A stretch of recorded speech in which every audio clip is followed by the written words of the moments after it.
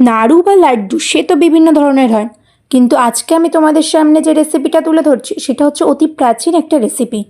আমরা সাধারণত ভাবি নাড়ু মানেই হচ্ছে মিষ্টি খেতে হবে, কিন্তু সব ক্ষেত্রে সেরকম নয়। কিছু কিছু সময় কিছু কিছু নাড়ু ঝাল মিষ্টি সমন্বয়ে হয়।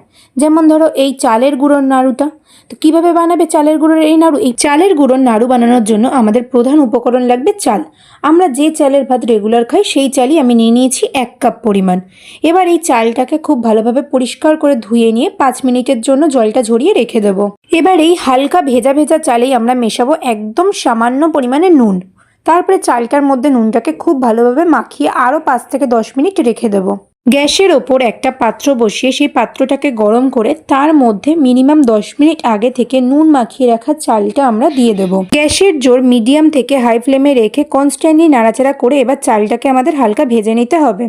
চালটা থেকে সম্পূর্ণ জল শুকিয়ে গিয়ে চালটা ফুটতে শুরু করলে এবং চালের কালারটা চেঞ্জ হতে শুরু করলে তার মধ্যে আমরা দেবো এবার বেশ কয়েকটা চীনাবাদাম আর দেবো আমরা কয়েকটা গোলমরিচ দিয়ে আরও 2 থেকে 3 মিনিট গ্যাসের জোর মিডিয়াম থেকে হাই ফ্লেমে রেখে আমরা এটাকে ভাজবো। তোমরা যখন দেখবে বাদামটা হালকা বাদামি হয়ে গেছে এবং গোলমরিচটা হালকা কালো কালো হয়ে গেছে এবং চালটা ঠিক এইরকম ফুটছে আর চালের রঙটা হালকা সাদা বাদামি হয়ে গেছে, মানে অনেকটা মুড়ির মতো, তখন আমরা গ্যাসটাকে বন্ধ করে দিয়ে এই চালটাকে একটা পাত্রে নামিয়ে রেখে প্রপারলি ঠান্ডা করে নেব।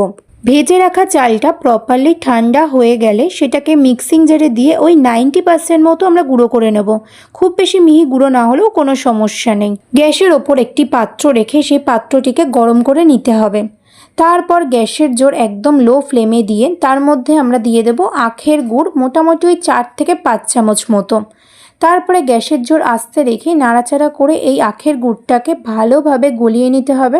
যে পর্যায়ে আখের গুড়টা ঠিক এই রকম বুদবুদি হতে শুরু করবে বা গেজা গেজা হতে শুরু করবে এবং হালকা চ্যাটচ্যাটে ফিল হবে, আখের গুড়টাকে হাতে নিয়ে দেখলে বুঝতে পারবে, সেই মুহূর্তে আমরা তার মধ্যে দিয়ে দেবো আগে থেকে গুঁড়ো করে রাখা চাল।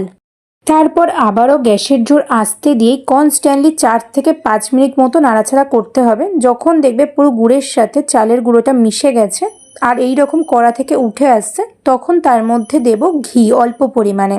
ঘি মেশানোর পর আবারও 1 মিনিট আমরা গরম কড়াতেই নাড়াচাড়া করে নিয়ে কড়াটা নামিয়ে নেব। তারপর গরম অবস্থাতে আমাদের এগুলোকে লাড্ডু পাকাতে হবে।